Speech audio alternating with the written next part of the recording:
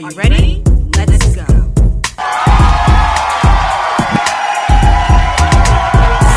Welcome to another amazing edition of Sanya on Air. I am your host, Sanya Hudson-Payne, and I just want to tell you, make sure that you catch every single Sanya on Air celebrity interview by watching every single streaming platform. You can catch Sanya on Air on YouTube, Spotify, iHeartRadio, iTunes, Google Podcasts, and Buzzsprout. And make sure that you catch up on all past shows and upcoming guests by visiting my website at www.sanyaonair.com. But guess what? I have another great show for you. I'm excited to talk to this individual because I watch this show each and every single week.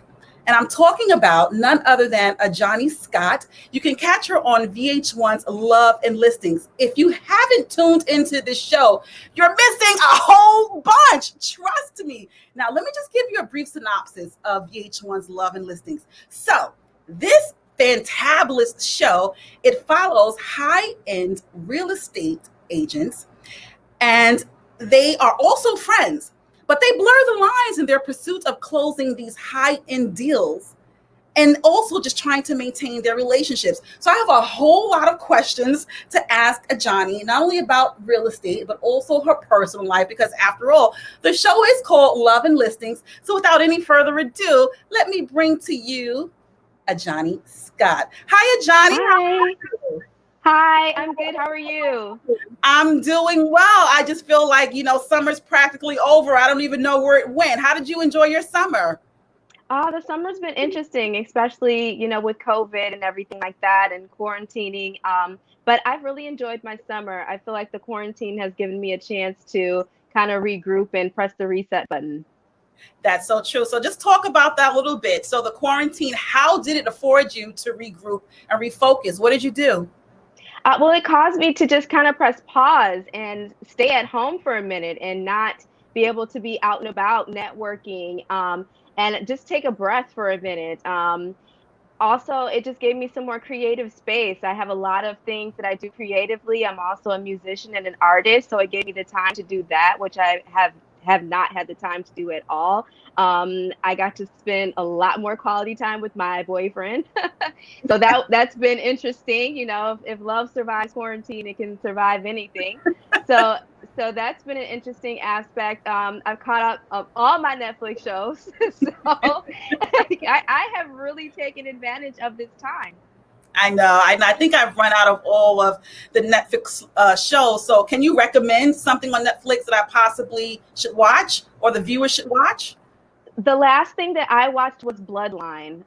That was amazing. That was a really good show. I loved Bloodline. I also loved Better Call Saul, which is a spinoff of Breaking Bad. And then, it's amazing. And then also, what else did I just finish that was great? I actually love the Bates Motel series. That was very interesting. That was really good. Are you familiar? Yeah, that was good. Yes. I'm a horror fanatic, but the other two ones that you mentioned, I haven't heard of it, nor have I watched it. So you just gave me some more things to watch once. Good. Yeah. But, just speaking about your creativity, I'm so glad that you started with that because you're very creative. And in this whole digital space and people using social media a lot more, the way that you landed your role on VH1's Love and Listings is so interesting to me. And it involves posting pictures on Instagram. So I just want you to talk about that a little bit more because there are people just trying to find their next career on social media and they're not quite doing it right. So please share your story. Well, I will say that my story is unique. It doesn't happen all the time, but that doesn't mean it can't happen. It most definitely can happen. I think that a lot of people think that the discovery age is over, that you can no longer be quote unquote discovered like back in the 90s. But that's essentially what happened with me. I wasn't even seeking a reality TV show.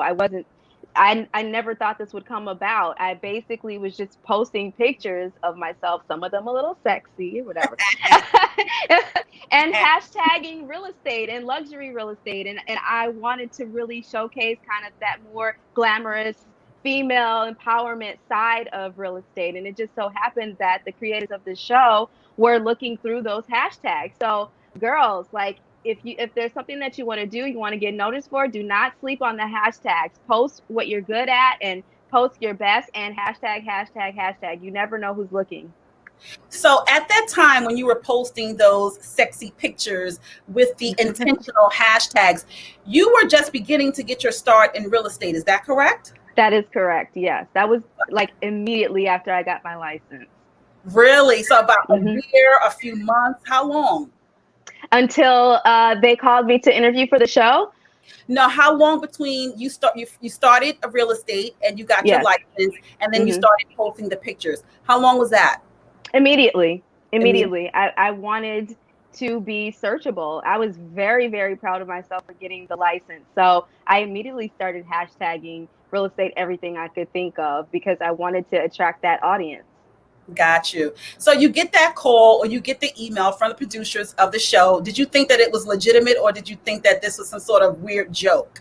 I thought it was a joke for sure. I thought they were soliciting, porn or something. I'm like, come to this meeting. I'm like, sir, I'm not coming to your meeting. Is how I looked at it. And, one of the creators of the show was like, okay, well, why don't you just Google me and then get back to me? And so I Googled him and I saw all the things that he had accomplished and that he was a real estate agent himself and how involved he was in entertainment. Very Googleable, as I like to call it.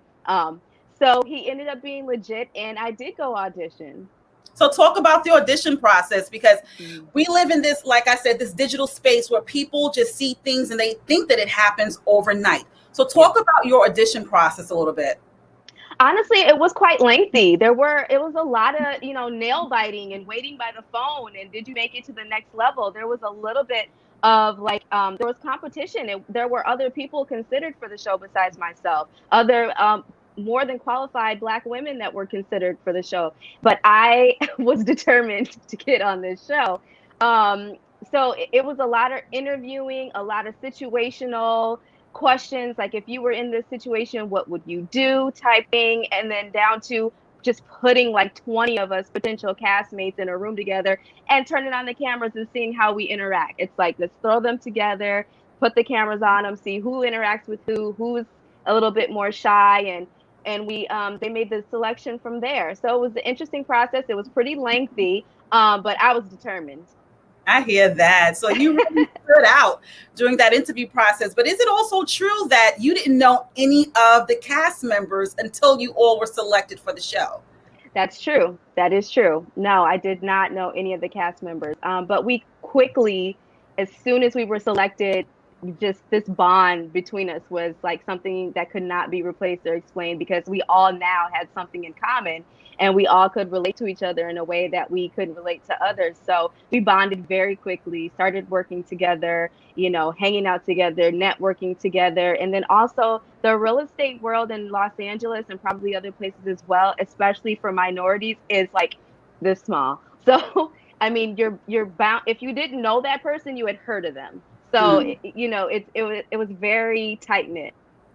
So what made you want to get into that field, knowing that the network of women of color, real estate agents, it was very minute? What made you want to enter into that field? Because it would be very, very competitive.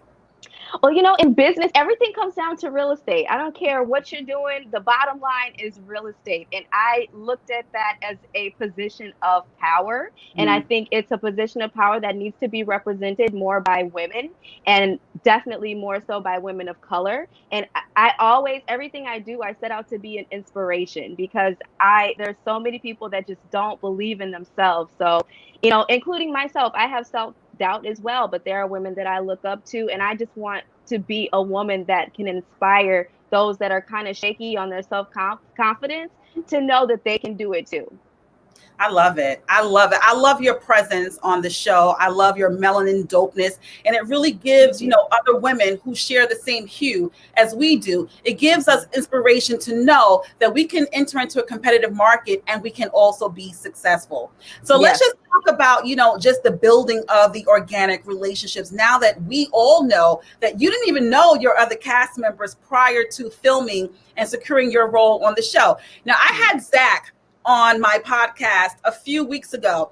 And, I was getting on him because I was like, who puts their relationships on television for the whole world to see? But then I remembered, Sanya, the show is called Love and Listing. Right? That's right. That's right. So just talking about the relationships that you've shown us on VH1's Love and Listings, let's transition into this difficult conversation. The trifecta between you, your new man, his name is Taryn, correct? Taryn, yes. Taryn, and Andrew Klingscale. Now, we saw you in season 1 enter into this entanglement with Andrew. We all knew that he was engaged to be married. So what compelled you to enter into a relationship with someone who was already taken? Well, I would not call it a relationship. It was more so of a situationship. And it wasn't that I was compelled. I just really did not think about the consequences of my actions at the time. And I did exactly what I wanted to do. Looking back, would I call that a mistake? Yes. Do I regret it? No, because I did exactly what I wanted to do when I wanted to do it. And I have paid for that. So, sometimes in life you make mistakes, but if you don't make those mistakes, then you have no opportunity to learn and grow. So I'm a person that I don't have regrets. I don't regret anything I do because I did what I wanted to do when I wanted to do it. The only thing that you can take away from situations like that is to learn and grow. Got you. And I've done that. Yeah, I see. We all know that we do what we want to do in this world of feminism. I'm so happy of this space that we're in. You have women screaming from the rooftop that they have, wet vaginas and their vagina talks. I get it. Yeah. But it's also making your own decisions. There are also rules to the game. And we don't sleep and tell. So even though you gave yourself permission to enter into this situationship with Andrew, what made you talk about it? Just the weight of it was heavy. It began to really weigh on me and my conscience. And I just really wanted to clear the air for me. And just being from the standpoint of being on a reality show and knowing that millions of people were going to see that, I thought that it would be a relatable situation. I'm not the first, the last, the only in any way to go through that type of situation. So I wanted women to be able to look at that situation, relate to it, and kind of see how I handled it and know that they're not the only one, and kind of take some of the shame out of it, because I feel like the shame is put more on the woman than the man. Yeah, that's so true. No judgment here. I've been in your shoes before. I've dated someone who was involved in a situation, and I went into the situation knowingly, much younger. Won't do that today, but right. You live and you learn from your mistakes. But was this the first time that you entered into a situationship with someone who was already involved? Because it was. Yeah, really? This is your first time? It was. I'm not a habitual offender. I mean, normally I normally would be totally against something like that. I'm totally from the culture where girl code, you don't do that. What if somebody did that to you? But this situation, for whatever reasons, was different. And I felt like I was willing to kind of do what I knew was not right, but I wanted to do. And, I'm just human. I think we're all human. And sometimes we give in to those desires, even though we know it's morally wrong. Yeah. And like I said, in this whole age of, women screaming that their vaginas are wet and their vaginas are talking, yes. We're getting more of the blueprint on how to conduct ourselves and live unapologetically. But there are also rules to the game. Now, yes. What did you learn from that whole experience? Because Auntie got some advice for you, but I just want to know, what did you learn?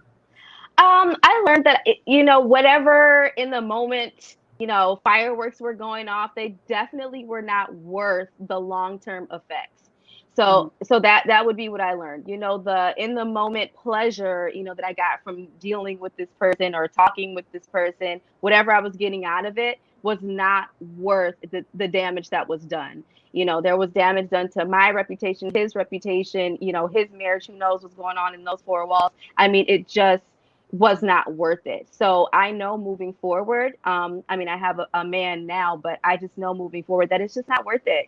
There's plenty of men out here, and you can find your own that's not attached to someone else.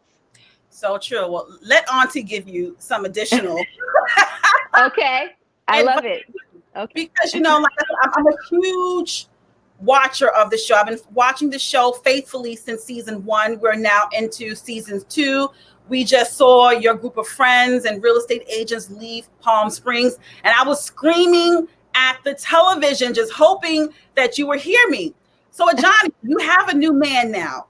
Yeah. This is what Auntie is going to tell you. You never tell your new man about your past escapades because men can't handle. They can't handle the truth. So don't you ever, and what you did in the past, because once again, they can't handle it. Do you agree or not? I would agree normally, but I think the situation is a little bit different because I'm continuing to have to cross paths with this person. I think ideally in life, you have your ex, that's your ex, you never see him again, they're gone, you don't have to speak to them. But what I didn't want to happen was for me to continue to be around this person in group settings or have him be a colleague and then he find out later, what? Like that, Yeah. or he's coming to open houses shaking hands with this man, and I haven't disclosed to him the full truth. So for him to find out about that later or from someone else would have been more devastating than me just being upfront. If Andrew was someone that I just never was going to see again, then no, I would have never mentioned him. I get it, but I'm just, saying, don't tell the whole truth. I understand that. Don't tell I mean, everything because you had your heart on your sleeve, and it just seemed as if you still had residue. And if I was, Taryn, in his situation, I'll be looking at you, my woman, like, does she still have feelings for this man? Because, like I said, you wore your heart on your sleeves, and this is something that we as women do. Sometimes we don't know how to detach our emotions from our wet vaginas and talking vaginas. And we have to detach the two. So that's the auntie advice I'm going to give Ajani. and I do agree. By the way, can I just say it's Ajani? I just have to add that. Yes, Ajani. Ajani. Yes. I know it's a very uncommon name, but yes, Ajani. Thank you. And I'm huge on names. Like I always want people to pronounce my name correctly too. They oftentimes call me Sanya. I believe there's power in the name. So thank you for correcting me on the pronunciation of your name. Of course. Yes. And I do agree with you, being honest is one thing, but you don't have to necessarily give every single detail in order to maintain honesty and open communication. So that's definitely a lesson that I've learned as well.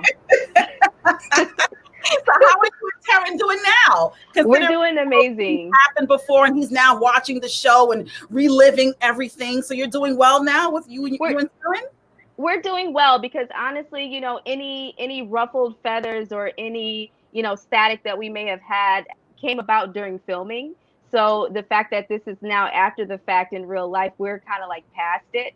And it's not the funnest thing in the world to rewatch it being rehashed and re-brought up and talked about over again. But I think Taryn and I have a very solid foundation, and we're strong enough to know that that's the past. And, we are in a new place now. And we've survived COVID and quarantine, and we didn't kill each other. So, so that's hopeful. We're hopeful. Yes, if you could survive watching, season 2 and the memories coming up again, and surviving quarantine and COVID-19, you're in a great place.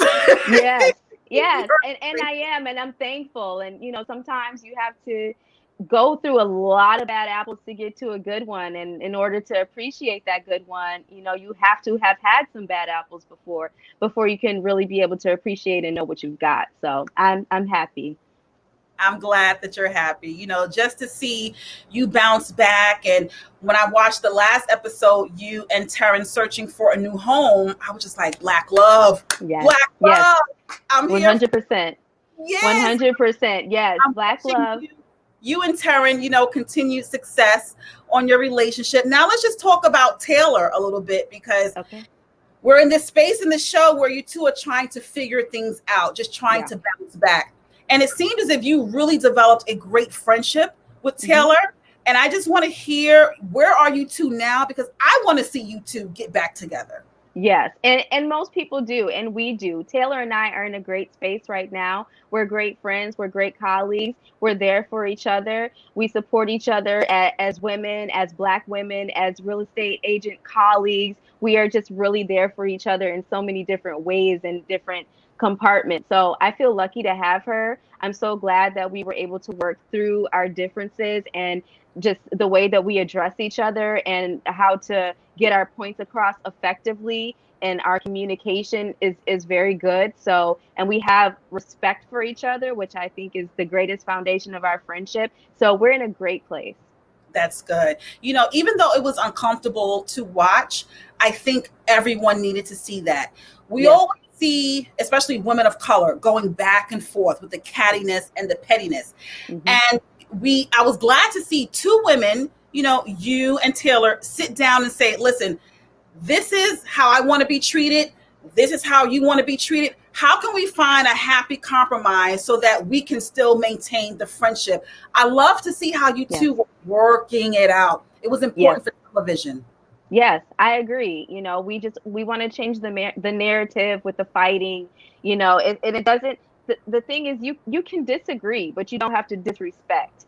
And I think that's where we're at. So we've both grown a lot as women in our careers and just as being better friends to each other. So it's been a great experience being, through our roller coaster of friendship. That's what friendships are. It's definitely that's right. Coaster. I'm on a roller coaster ride with my friends now, and we're still trying to figure it out. But just talking about organic friendships and the rest of the cast, do you consider them to be friends, or are they just colleagues? I consider them to be friends. I feel like, we're always all in a group chat and, talking to each other. And I firmly believe if I need anything, I can call any one of my castmates for that, and they would be there for me as best they could.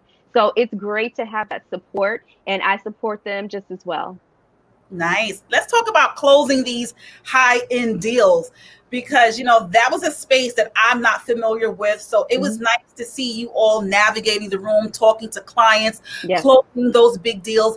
Now, because you are a cast member of the show, do you still have to find your own clients, or does the network give you clients in order to put on television? Woo! I wish the network would give us clients.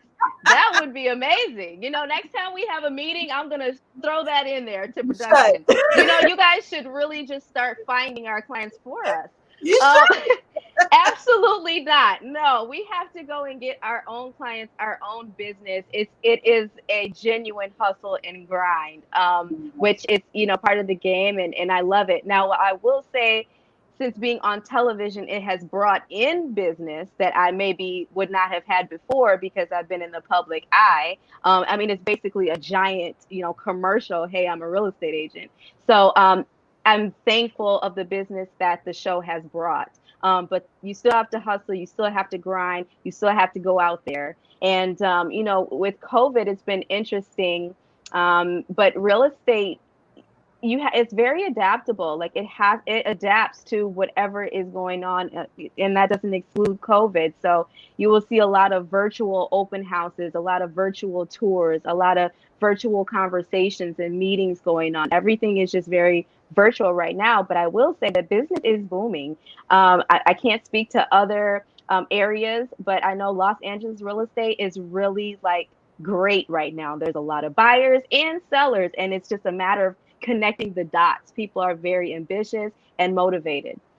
Wow, that's good. I was just, kind of perusing the market here in New York, and the prices have gone down drastically. And I'm just like, maybe now is the time for me to capitalize on something and buy another property. So I don't have anything here in New York, but I have properties in other states. So I'm considering it. So maybe, we'll be in touch. But speaking about LA, Yes. LA is, very she foo foo, all smoke and mirrors, a lot of phoniness, a lot of fakeness. Are you from LA? And if not, how did you adapt to this whole LA smoke and mirror thing? Absolutely not. I am from Lansing, Michigan. So I did not live in LA until I was an adult. So I grew up, my whole childhood was in Lansing, Michigan. I didn't leave there until I was 23. So last week is when I left. Just kidding.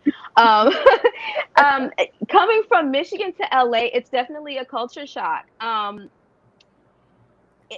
There is a lot of fakeness and phoniness, but I feel like that kind of speaks to just the depression of the world and how we always want more than what we have. And I look at it more as that way. And I had to flip the script and not look at it so much as people being fake and phony, but life is hard, and sometimes you kind of got to be a little bit delusional to feel good about yourself. Like, yeah, I'm doing this, I'm doing that. This is my world. This is my life. Hey, if that makes you feel good, you like it, I love it, honey. Like, people are fake everywhere you go. Nobody's going to disclose the full truth to you. Here is just a little bit more glitz and glamour to it.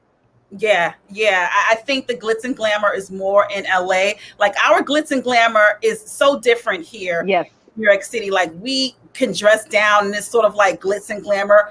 Over there, it's like you got to have on, this ballroom gown and, this Giuseppe's, like, it's just totally different. But just talking about smoke and mirrors. In season 1, we saw one of your clients being Sean Kingston. And it was all smiles. It was, let me show you all of these properties. And lo and behold, he ain't got no money. Well, the thing about that is things can change overnight. They can change so quickly, especially when you're dealing with having a lot of money. You can make a lot of money like this. So maybe he had a deal on the table that like fell through, or he was counting his, coins before they came in. I'm really not sure, what happened with that. But what I'm saying is, I'm sure he wasn't just wasting my time. I don't know that the smoke and mirrors always applies, especially when doing a business deal. Because if you have a reputation for wasting someone's time or not having what you claim to have, then that will spread and other people will not want to work with you. So you have to be very careful on how much smoke and mirrors is going on, because your reputation is on the line and people do talk, especially when you are a public figure. Yeah. So after that deal didn't go through, did he ever circle back and rehire you as an agent to find him a home, or no? No, I have not spoken with Sean since then. I don't know what's going on with him whatsoever.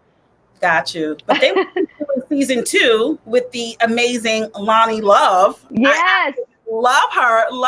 Now let's just talk about the creativity a little bit more, because we saw it again with you. Now, Loni Love only wanted to rent the mansion for a day because she was having a book signing. But you and your savvy business sense, you said, let me invite other real estate agents. They can come and see the property, and hopefully we can have a buyer and a seller.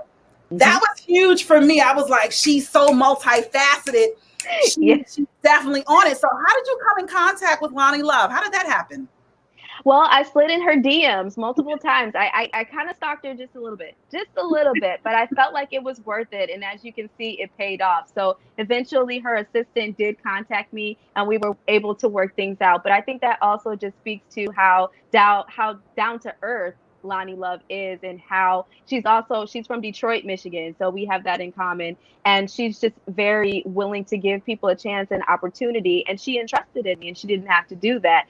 So I just really appreciate for that and love her that much more for that. It works. You've given us, 2 tricks to the trade. You post your Instagram pictures, intentional hashtags. You slid in celebrities' DMs. It works. I slide in celebrity DMs all the time, just trying to book other guests. And sometimes it really, really works. So Yes. I want to encourage, those who are listening or watching this episode, don't be intimidated. Don't think Yeah. that you are kissing someone's behind and Mm-hmm. you don't want to do that. Hustle, Mm-hmm. hustle, hustle. If it works, it works. If it doesn't, it doesn't. So I'm glad that you Exactly. gave us, something else, that people can do in order to get ahead in the business. So real estate Mm-hmm. is going well for you, you said, yes? Real estate is going very, very well. I'm actually opening an escrow this week, and from someone that contacted me through liking me from watching the show. So I'm very, very excited. I've got another house for sale. I've got another client that's actually looking for a larger home in Hollywood Hills. So I have a lot going on. Business is just coming in, and it's not just like leads, it's like closing business. So people are Right. very motivated. They got their ducks in a row. They're like, let's go. They're like, nobody's wasting time here. And, I'm not really sure how COVID has directly affected everybody to just be motivated all of a sudden, but they are, and it's great. And it's been the same for my colleagues as well. The castmates are doing well. It's just a really good time to be a real estate agent. So I'm like working, working, working. My schedule is so tight right now. Like Taryn, I'm on his last nerves because my schedule is so tight. I'm like, no, I have 10 minutes to be, no, 10 minutes, no, 5 minutes. Like, it's like boot camp military time. As soon as I get off the air with you, I have to hurry up and get dressed. I have a photo shoot. I have so much going on, but I love being busy because I feel great. I feel like I'm moving and shaking and I'm doing, and it's wonderful.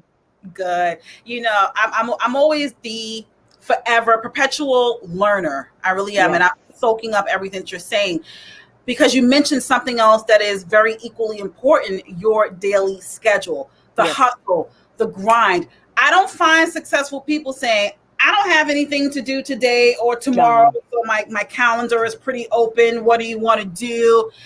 So I'm glad that you mentioned that to people to further motivate them in this whole space of this pandemic and COVID-19.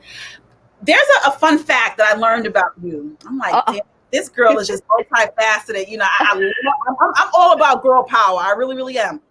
You sing in Spanish. What's that about? I do. That is a fun fact. That was one of my first loves ever since I was a little girl. That's something that I've done. I pursued it for a long time.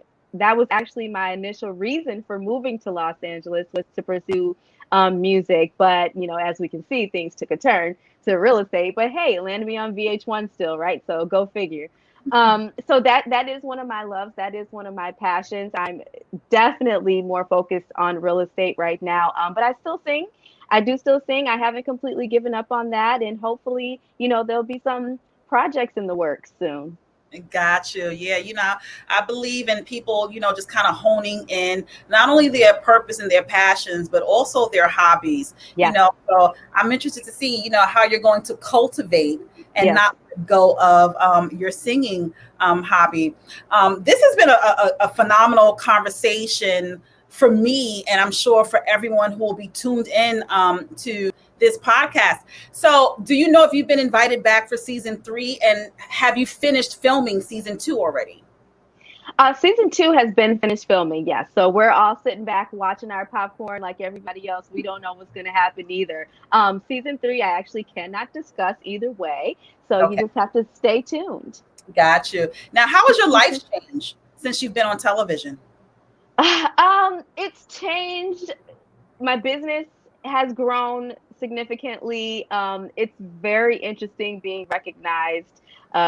Just going out places and people like, hey, I know you from the show, and it's just like it's so cool. And it went from like in my DMs, I answer like every single DM. I know a lot of people don't do that, but I take a chunk of time like every day or every other day to respond to every single message. And now it's like, oh my God, I can't believe you even responded. I didn't think you would even see this, let alone answer. And things like that. But I think it's so important. Like if someone takes the time out to message you with a question or a compliment, to just give them that same amount of time back, because they didn't have to do that. And if you're inspiring people, then they deserve that communication.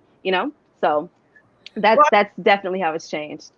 good. Well, I'm glad to see that you are still down to earth. Yes. some people, they lose their minds once they become, television personalities. It's like I'm up here and everyone else is down there. So don't that characteristic at all. Now, if people are looking to secure a home in LA, how can they contact you?